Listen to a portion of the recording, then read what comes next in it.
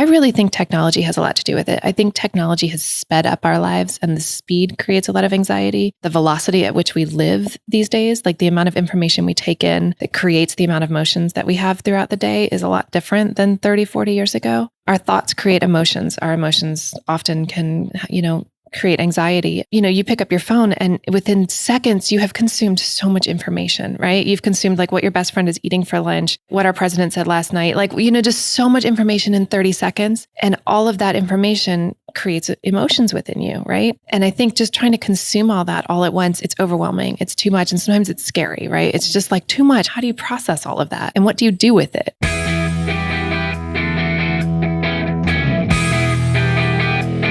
You're listening to the MILF Podcast. This is the show where we talk about motherhood and sexuality with amazing women with fascinating stories to share on the joys of being a MILF.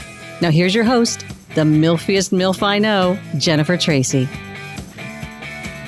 Hey guys, welcome back to the show. This is MILF Podcast, the show where we talk about motherhood, entrepreneurship, sexuality, balancing all of it. And today on the show, I have Claire Bidwell Smith, who is a 3-time author. She's about to become a mom for the 3rd time and recently got remarried and has a beautiful, big blended family. So Claire has a book coming out September 25th. Anxiety, the title of the book is Anxiety, the Missing Stage of Grief. So you can order that online at Barnes & Noble, Amazon, IndieBound. I already pre-ordered mine. I can't wait for it to come in the mail.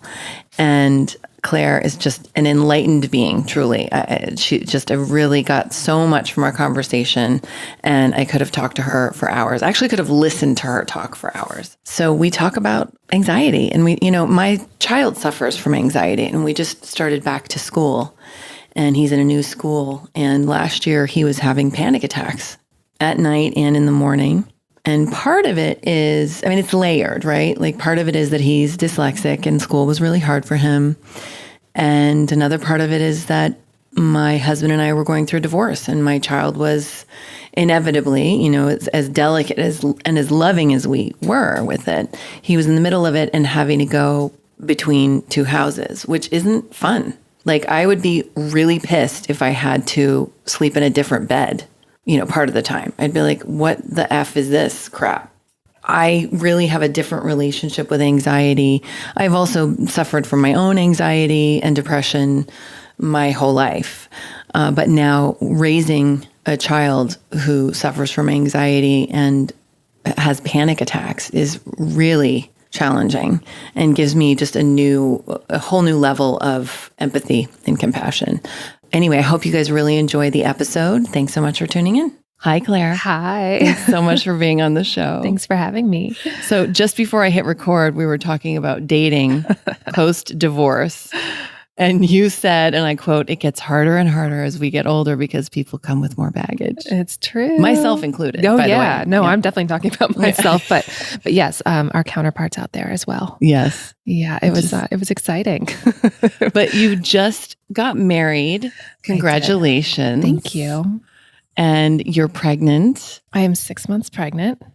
And you look radiant. Well, I feel like Al Bundy, as we just discussed, with like big beer gut sitting here. But yes, thank you. And how has this pregnancy been for you? Hard. Yeah. I think everything gets harder as we get older because we know more about the world, right? I think I was just so naive before in everything, just kind of flouncing into the world with exciting expectations. And now I've been beaten down so many times that I've been slapped down by the world so many times that I'm just kind of scared now of everything. Totally. So 3rd pregnancy that I was not anticipating nor particularly desiring is here. And I'm getting more and more excited about it. I think these little people sometimes just want to come into the world regardless of whether we want to be pregnant at 40 or not. Yes. So yes. And it's not always about us because you have 2 daughters. That's true. That will get a baby sister or a baby brother. And I also have 2 stepdaughters and a stepson. That's right. I forgot about that. Oh yeah. There's going to be six kids. Oh my gosh. Yeah. That sounds fun though, because I'm an only child and my son's an only child. That's right. That's right. And so, yeah, that's so interesting that you created and drew to you this big beautiful, joyous family. I know. I still can't believe it when I say that I'm about to have my third child, and I also have 3 stepkids. It sounds like I'm like, who? Wait, there's like a foreign alien that I'm somehow living inside of. Wow. Yeah.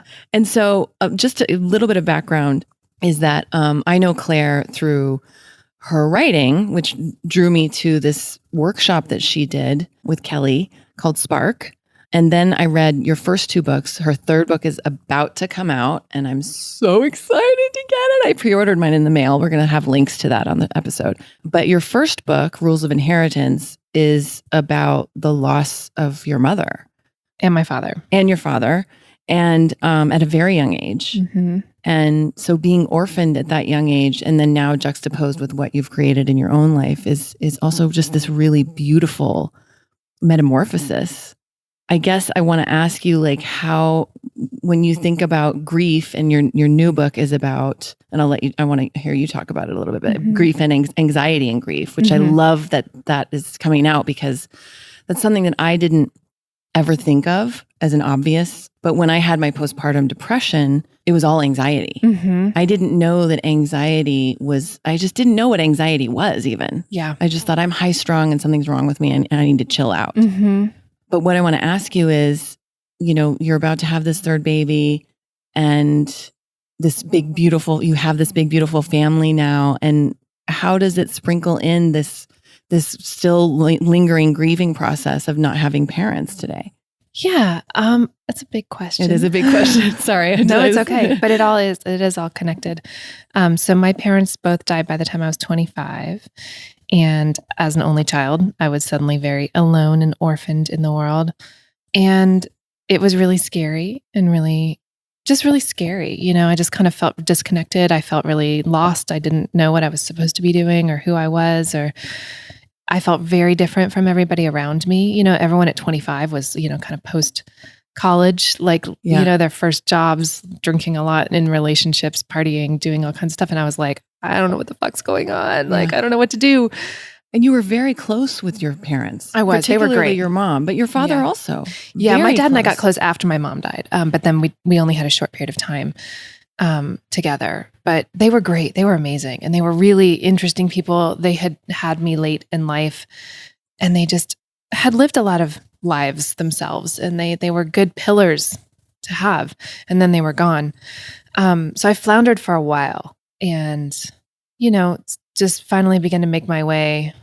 And I think the thing that's always been my way of moving through this is just to let it break me open, just to let it break me down. It's so painful. It's so scary.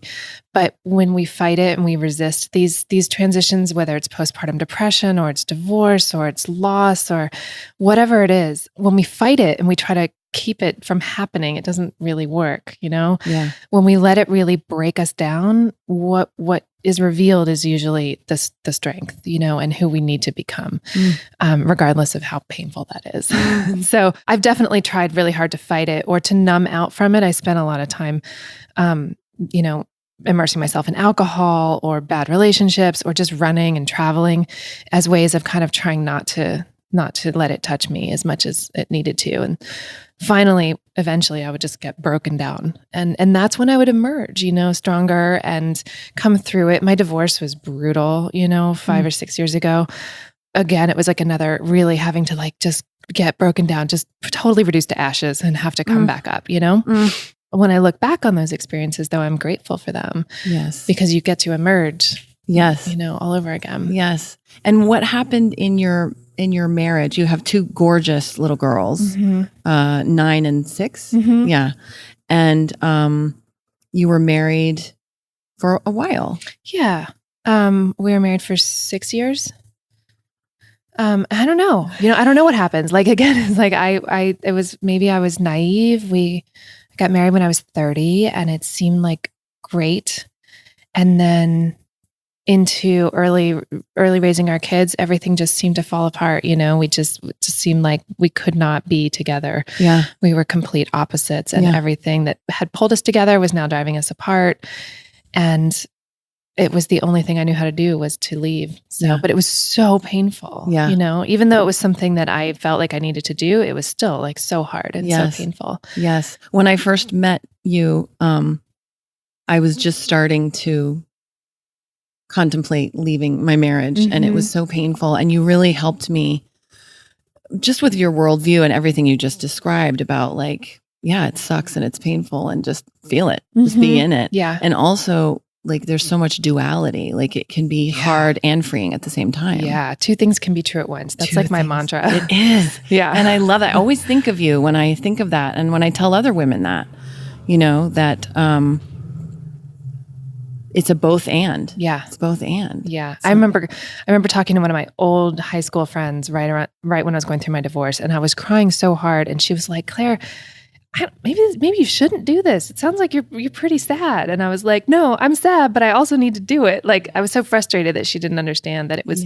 could be both. Like, I did need to do that, and it was also really painful. Yes, because it is painful. I was somewhere last night, and I said, I'm just so tired, and I'm at the very tail end of my divorce. It's very fresh, and she said, oh, honey, she's divorced. This woman's in her 70s and divorced like 3 times, I think. And she said, you're just emotionally exhausted. You just need to let yourself be emotionally exhausted. She's like, it's like death, divorce, and moving. Those are the things. And just let it be. Just take a nap. It's okay. And it was so nice to have that permission. Definitely. To, as you say, to just be in it. Yeah. It's freeing to just let yourself do it. Yeah. So I cry all the time. It's great. It is. Well, and there's some science too. And I have nothing to quote. I have no resource to quote, but, or source or resource, that it does like chemically release things. It's a great stress reliever. Yeah. It's up there with orgasms. Yeah. Let's talk about orgasms since you brought that up. I was in prenatal yoga the other day, and I was looking at all the pregnant women. I was like in this room of like 12 pregnant women. And I was thinking, I was like, oh my God, they all had sex to make this big belly. And then I told Mark this. He's like, you're so crazy. I was like, then I was just, all I could do was wonder what their O faces were. Like, I was sitting in what their O faces were. Yeah. Oh my God. I was just looking brilliant. at each of these women in my class, and I was like, that was my second thought after that they all had sex, which maybe they didn't. Maybe some had in vitro, but I was thinking, I wonder how many of them orgasmed during the conception sex. I wonder what the percentages of women who actually orgasm during the actual intercourse that they have that makes a baby. And then I went to like, I wonder what their O faces are. And then I was like, okay, I need to do downward dog now. But it's really fun, these hormones. Yes. It's exciting. I love it. What their O faces was. What was that show that was about the sex research? Oh yeah. Masters of Sex. Yes. Yeah, that was great. Yes. And I wonder, well, I guess they wouldn't like, I think that I know when, I see After This up on the shelf. Look at all your beautiful books and all the in different languages. Yeah. That is so inspiring. That's the first one. It's come out in like 18 countries now. Wow. NBD. Yeah. NBD, 18 countries. That's incredible, Claire. Thanks. What does that feel like? That one, it feels great. It's, that was really about my parents and about this legacy. And so when I think about people all over the world reading about my mom and dad, that makes me feel really good that it continues, that they're still alive. And this in is some way. Rules of Inheritance, Claire's first book. And I remember reading that book shortly after I met you and went on that retreat. And it's one of my favorite books to this day. I just love it so much. It's so beautifully written. And I really feel like I got to be with you on that ride. Thank you. It's just, and I can't wait for your new one to come out. So you lost your parents, you were orphaned at 25, and you found your way to becoming a grief counselor. Can you tell me a little bit about that? Yeah. So I went through a pretty big destructive teardown after my dad died. It's just like really lost, as I said, and delving into things that weren't healthy, relationships, substance abuse, different things. And then kind of when I hit rock bottom and came out of that, I just had to really go to therapy and get some help. And it was great. Therapy was amazing. And I had resisted it. My parents both got cancer at the same time when I was 14. And I didn't go to therapy till I was about 26. So I had a good dozen years of just really hard stuff that I needed to process. And I had really not wanted to go to therapy for some reason. And when I finally did, it was so helpful. It was painful. It was difficult because there was just so much to sit with and so much to look at that was like, oh my God, I can't believe I have to, keep opening up these little boxes and being like, oh, there was that thing. And then there was this, and revisiting these painful moments. But in doing so, I found a lot of healing. And then I found the process really interesting. I think as a writer, there's a lot of crossover between writing and therapy because they're both really about exploring narratives and about exploring stories, the stories we tell ourselves, the stories that are forced on us, the ways that we look at the world and the ways that we kind of move through it. I've always found a lot of similarities in those two. And so I really liked it. I decided to go back and get my master's and become a therapist. And when I had finished all my schooling and my training, I gravitated towards the field of death and dying. I just wanted to work with that population and with grief. And I worked in hospice for a period of years, which was really, really illuminating and really beautiful. In what capacity? It's interesting. I'm being pregnant again right now. It's always funny to have these two because I work in the field of death and dying still. I constantly am talking to people who are either dying or have just lost somebody or going through this. And when you're pregnant and bringing somebody into this world, it's, the opposite. It's two ends of the spectrum. And we do such a better job of bringing people into the world than we do of helping people exit.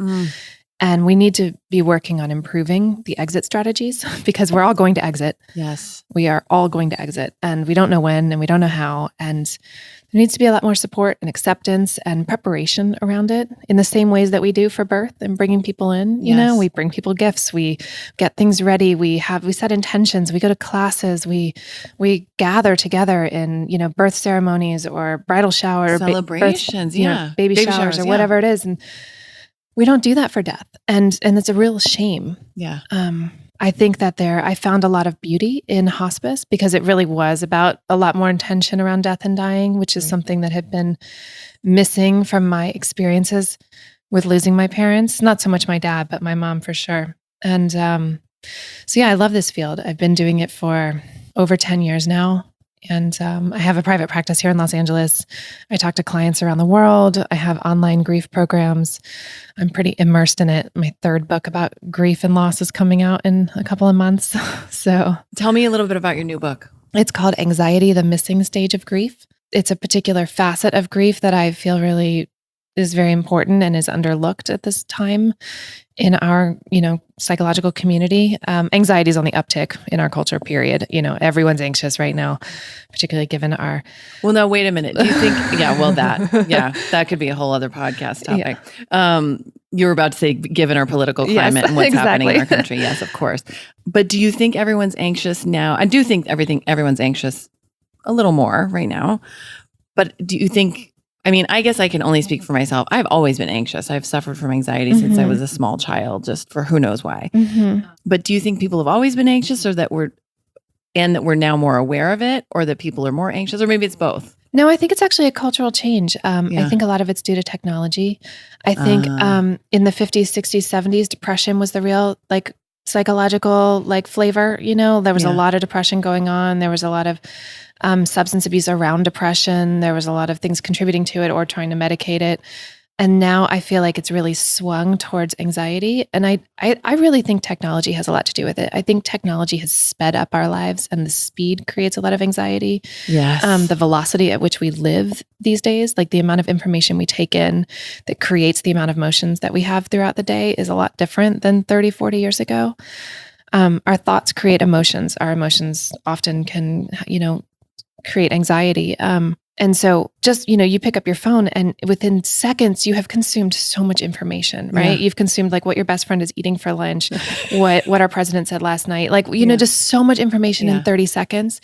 And all of that information creates emotions within you, right? Yeah. And I think just trying to consume all that all at once it's overwhelming. It's too much. And sometimes it's scary, right? It's just too much. How do you process all of that? Yeah. And what do you do with it? Where do you put it? And if we're not, I think there's all these new things Headspace has gotten really popular, the meditation and mindfulness apps and stuff, but we need more of that because we really have to counteract and balance all of this information gathering that we're doing. Yes. We have to learn how to also process it and sit with it and find space without it, you know? Yes. Because otherwise it's creating anxiety. So that's why I think anxiety is truly on the uptick in our culture. That makes so much sense.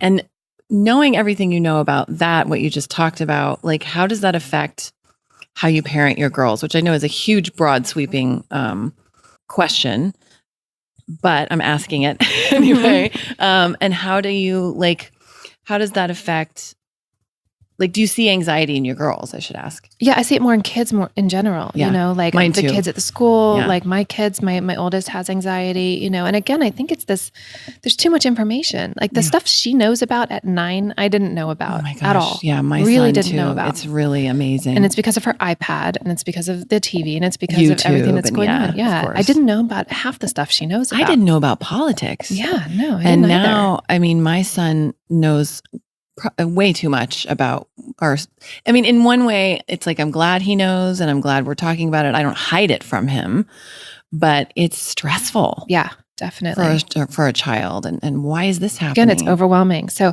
my tactic is to really try to teach them kind of some mindfulness techniques and to teach them how our thoughts work, to teach them like when they're having these overwhelming thoughts that they're scared of something or that they don't know how to handle something, to really kind of step back and recognize that it's a thought, it's creating an emotion. It's not necessarily a reality. They're focusing over and over on some kind of thought that's creating stress for them. Yeah.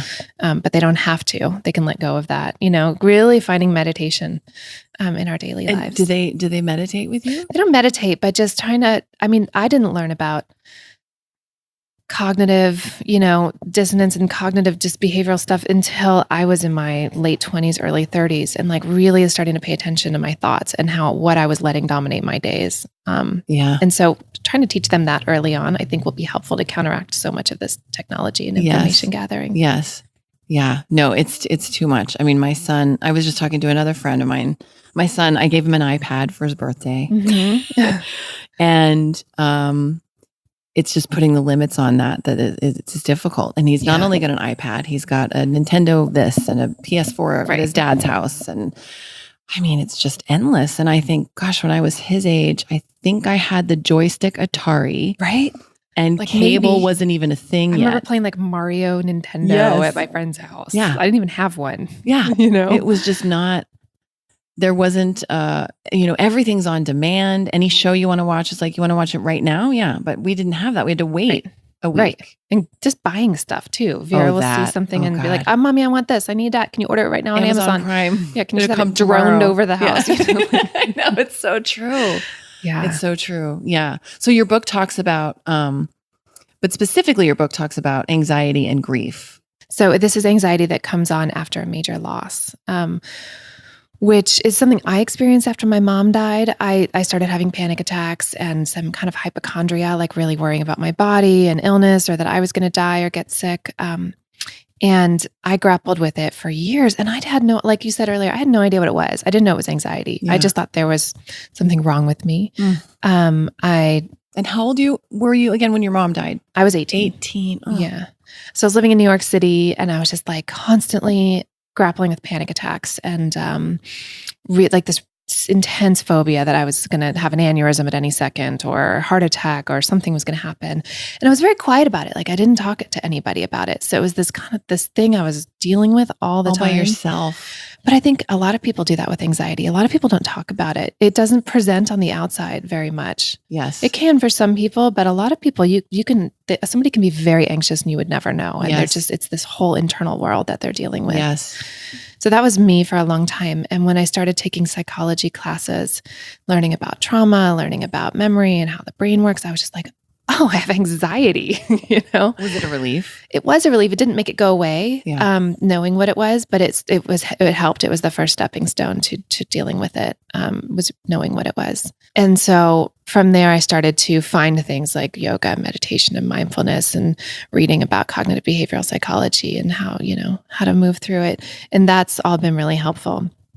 And then about 5 years ago, I wrote an article online about anxiety as it relates to grief. I think it had the same title as the book. And all of a sudden, all these people started contacting me, like there was nothing out there about anxiety and grief. So if you Google anxiety and grief, that article was one of the first things that popped up. It was on slate.com. And I got this huge influx of clients who had recently lost somebody and who were experiencing debilitating anxiety. And so they all came in. And so I got a real education in working with them on how common this is. It wasn't just me at all. It was so many people that would lose somebody, lose a parent, lose a spouse, lose a child, and suddenly just become overcome with anxiety. And it makes sense. We go through a loss like that and it's so startling. It's such a slap in the face of our mortality, right? Yes. You're going about your life. You're planning for everything. You think everything's going to be fine. You're just planning along with everybody else. You're going to go to Target. You're going to have your 401k. You're going to get your divorce at 40. You're going to get remarried. You have your whole plan. And then all of a sudden everything gets thrown out the window when you lose somebody. And you're just so swiftly reminded of how vulnerable and fragile our lives are. And then you sit with that and you're like, well, how the fuck do I even leave the house? Yeah. It's so scary. Yeah. Now what's going to happen? Yeah. What's going to happen next? Yeah. And there's no point in planning anymore because it's just, you could die the second you walk out the door, you feel like. Yes. And then you start worrying about your own illnesses. You start worrying about everyone around you, your kids. And anxiety kind of begets anxiety. So once you let it run, once it starts going and you just let it run free, it can really take over. Yeah. And there's... The great news is that it's easily treatable. You can stop anxiety. You can really get a grip on it, but it takes some work, And unless you know about that and know how to do it, it can start to run so free that it just takes over everything. Yeah. You start to get anxious about just hanging out with people. You get anxious about what you're eating. You get anxious about sleeping. You get anxious about sending your kid to school. Yeah. It just takes over. Yeah. And everything becomes unmanageable and... Yeah. And it affects you health-wise. It really has physical effects, which is confusing.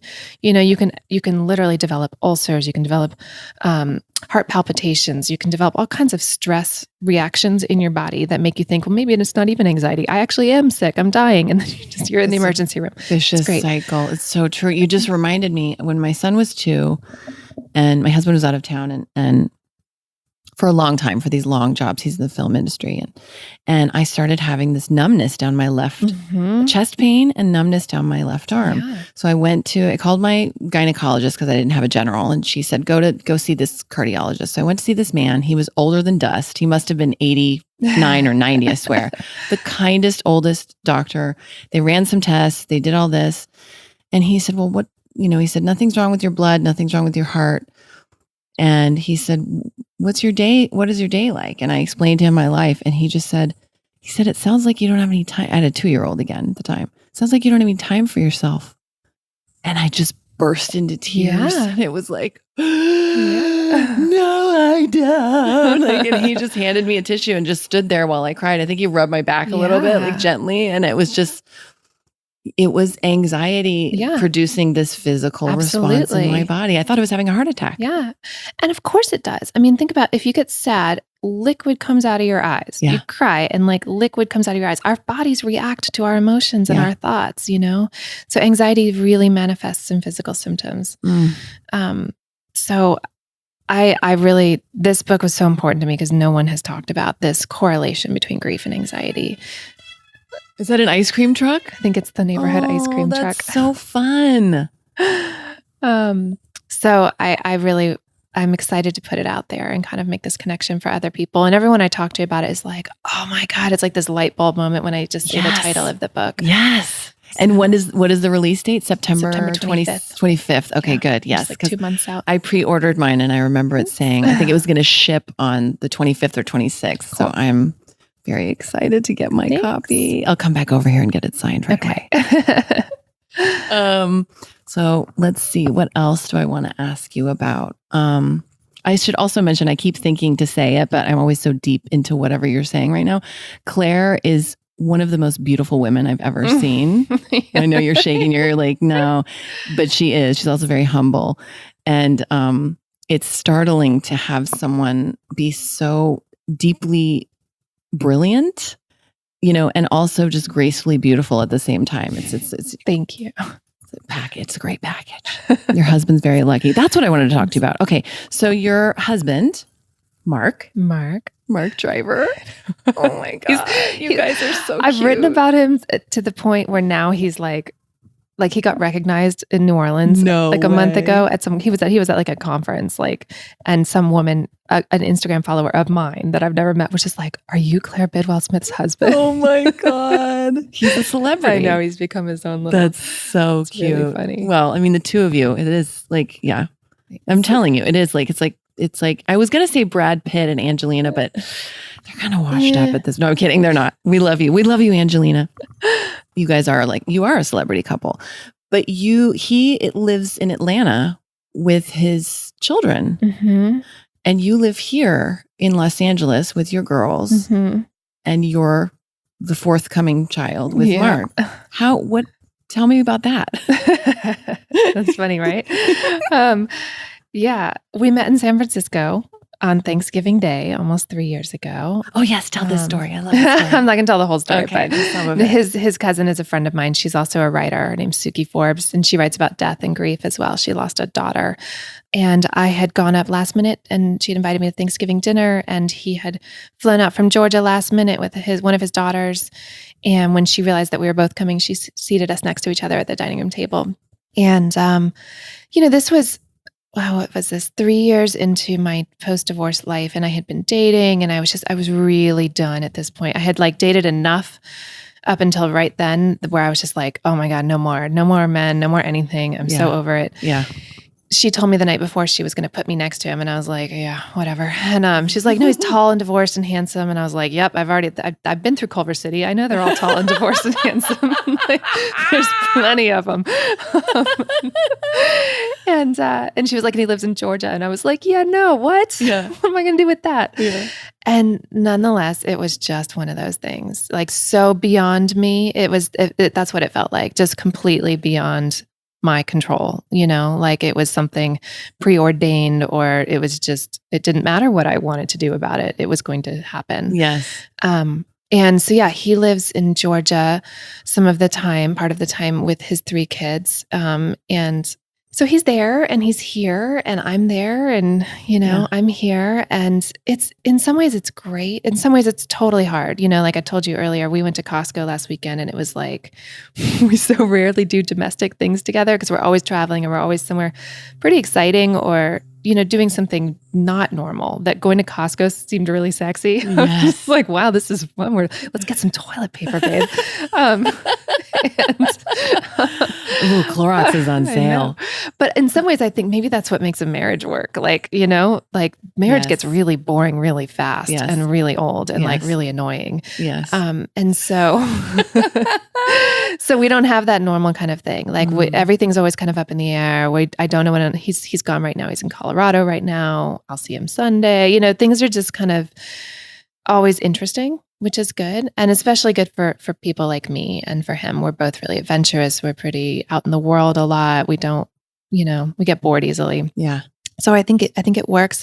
It's kind of great for our kids in a lot of ways. Like last night, he wasn't here and my girls and I just had the best cozy night. I made an entire tray of different desserts and we watched reality television together and like cuddled up, and they slept in my bed with me. And it was like the best, Delicious. Stuff you don't get necessarily when your husband's here or their stepdad, Yes. So to have that kind of time, and he has similar time with his kids without my kids around, that's really important. Yeah. So it works on some levels for sure. Yeah. Yeah. I mean, I think it's so great because I think just where I'm at, there's the ice cream truck again. I feel like we should run out and get something and then come back and finish the podcast. Is that it's hard for me to imagine ever being with someone again, but living with someone and sharing a life, and what does that look like because of, to circle back around to what you were saying, like when you lose something like that, I'm in the stage where I'm fearful of how could I possibly ever do that again? And because it didn't work when I did it the first time, but I do. And I like having my space back, and I like having my time alone with my child. And that's just so sacred. And I wouldn't have that if I had another partner and lived it. So I think there's something really, really beautiful about the way you guys are doing this. And just, it gives you more autonomy to breathe. Yeah. And have probably a healthier marriage, honestly. Yeah, we do have a lot of autonomy, which is good. And it's also become important to me. Like my post-divorce life, as hard as it was to be a single mom, I also really loved being on my own, and I loved having my own household. Yeah. It was so fucking hard. Yeah. Like, just to get up in the morning, get the kids to school, get everything going, take out the trash, be responsible for everything. But it was also awesome. Yeah. And so that's something I'm not willing to relinquish completely. And I think he feels the same. So in some ways it's pretty great. But it's also really, like you said, doing this again, it's also very scary. I definitely have anxiety about our relationship a lot. Just having been married, having had it fall apart, having gone into that first marriage optimistic and thinking it was a good idea and feeling great. Of course. Yeah. I remember waking up with Mark a few months into our relationship one night, and he was asleep still. And I sat in bed in the dark and just stared at him, and I just wept. And I was like, because I just knew how much I loved him already. I knew I wanted to marry him. And I was like, fuck, what if I fuck it up again? Like, what if I was so scared. And I've had a lot of moments like that with him. And again, it's like, what are you going to do? You just have to go for it, right? Like you either don't, you completely shut down and just put that armor around you and you don't let love in again, or you keep going and you try again. And like, I guess if I fuck up, I fuck up. But well, when we're all fucking up every day, right? All the time anyway. So, we're all in it together. I mean, I'm afraid to even ask this just because how is it going to be when the baby comes? Is there a plan in place, or here's my anxiety coming out that I'm projecting completely. Yeah. I will own it. But like, how do you, because you're a busy lady, you have 2 children, you have pets, you have a book coming out. I'm sure private practice. Private practice. Yeah, it's a lot. I don't know yet. I've definitely had. Wait, hold for the plane 1 second, because what you're about to say is truth bomb, and I don't want to miss it. You're right by the airport. I know. The little airport. The little airport, the Angelina and Brad airport. They fly out of there. Oh, really? Yeah, that's the private little Santa Monica airport where all the celebs fly out. Oh, well, there you go. Okay. No, it's this pregnancy has been hard because I wasn't planning for it, and it just changes everything. And I've been scared. How am I going to do this? A lot of it's like, I just miss my mom. I wish my mom were here. I just want my mom, like, screw the husband. Like, I just want my mom to be here to help me, and which I haven't had for any of my pregnancies or births. But really missing her a lot this time around, and just feeling like I wish I had, that, and I don't. So I'm just kind of bracing for it. Mark's been great. I think he'll be here a lot. I'm a pretty intrepid baby mom and like travel a lot. I took my second, my youngest to Australia on book tour when she was 10 weeks old. And I like went over there for a month. Like, I'm not afraid of flying and traveling around with babies. So if I'm going back and forth a bit to Georgia, that's fine. Yeah. And Mark will be here. And I have an amazing community of friends and awesome women. Yeah.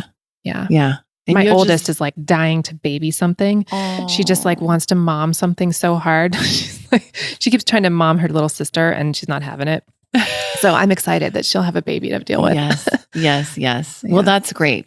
So it doesn't sound like, will you just continue with your practice? And I'm going to take a little time off. I've been developing a lot of online programs so that a lot of my work can be accessed online. You can do courses with me with like video and audio meditations and workbooks I've created based around the work I do. Oh, that's cool. So those Where are can we find those? On my website, clairebidwellsmith.com. Okay. Yeah. Awesome. Yeah. And what are some of those courses? Like, what's one course that we could take that would be? Right now I just have my general grief course. So it runs through like a 12-week program, and you get video and audio messages every week. You get a workbook that correlates. You really like work through different facets of grief as I believe they need to, really be steeped in. Things need to be examined, kind of going through like what you may feel guilty about or what's causing you anxiety or different ways to manage depression. Wow, I need to take that course. Yeah. That sounds great. I'm really excited about it. It's based on like, my 10 years of working in this field and all my personal experience. So great to make something like that so accessible to so many more people, because there's only one of you. You only have one office. Right. You only have an 8-hour work day. I'm capped out with my private practice right now. I can't take on more clients even if I wanted to. Yeah. So I wanted to create something where more people can access my work. Yes, that's wonderful. Yeah, and I'm continuing to build on it. I'm going to have an anxiety specific course and a workbook that goes with that. And I need all of those. I need all of those.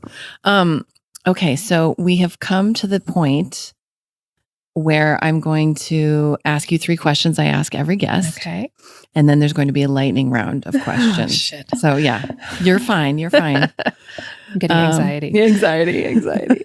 Okay. First question. What do you think about when you hear the word MILF? Oh, you? I don't know. Not just because of the podcast, because I think you're so hot. Thank you. Likewise. Feelings mutual. What's something you've changed your mind about recently? Oh, wow. That's a good one. My mantra lately has been like, I don't have to do anything. Like I've changed my mind about having to control everything. Like I don't have to do anything. It's all just doing its own thing. Like I don't have to do a damn thing. I could probably sit on this couch all day and my life is going to happen the way it's going to happen. And I don't have to do anything. So I keep telling myself that rather than trying to hold so tightly to everything and make everything happen a specific way. How do you define success? I define that with being able to feel like I'm being really present and happy. Happy is a weird word, but yeah, success to me isn't material or monetary. It's really feeling like settled and confident in my life and just feeling like I'm doing the right things that I wanted to be doing. Okay, lightning round. You ready? Mm-hmm. Beach or mountains? Beach. Favorite junk food? Potato chips. Go to the movies or go to a play? Movies. Daytime sex or nighttime sex? Both. I love sex. Texting or talking? Texting. Cat person or dog person? Cat. Have you ever worn socks with sandals? No, never, ever. Shower or bathtub? Shower. Cake or pie? Ooh, pie. On a scale of 1 to 10, how good are you at ping pong? Terrible. 0. If you could push a button and have perfect skin for the rest of your life, but it would also give you incurable halitosis for the rest of your life, would you push it? No. If you could push a button and it would make everyone in the world 7% happier, but it would also place a worldwide ban on all hairstyling products, would you push it? Yeah. Superpower choice, invisibility or super strength? Invisibility. Would you rather be able to speak every language in the world or be able to talk to animals? Talk to animals. Would you rather have a penis where your tailbone is or a third eye? I always have to clarify this one. It is a fully functional penis, fully functional. And the third eye is a literal third eye in your forehead. God, that's hard. I think I'm going to go penis. What was the name of your first pet? Oh my gosh, there were so many. Annie. And what was the name of the street you grew up on? Herds Drive. Hertz? Herds. Wow. What's my porn name? Annie Herds Drive. I always like to add the drive. My new last in name it. is Driver. So. That's right. So let's just change it. Annie Herds Driver. Okay. I like it. Thank you so much, Thank Claire. you. It's so nice to have you on the show. Thank you. Thanks so much for listening, guys. I really hope you enjoyed the interview with Claire. Again, if you want to, you can pre-order her book, Anxiety, The Missing Stage of Grief, online, or you can, on September 25th, it will be on the shelves at all your major book retailers. So please check it out. Also check out her website, clairebidwellsmith.com. That'll be also listed on our website, milfpodcast.com, where you can find show notes for every episode, tweetable quotes, and you can also sign up for my newsletter. All the news of everything MILFy.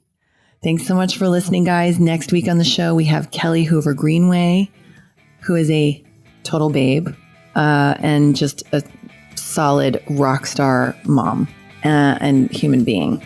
So please tune in, and thanks again to all our listeners. I really appreciate you guys, and I'm so glad to be able to bring you these stories every week.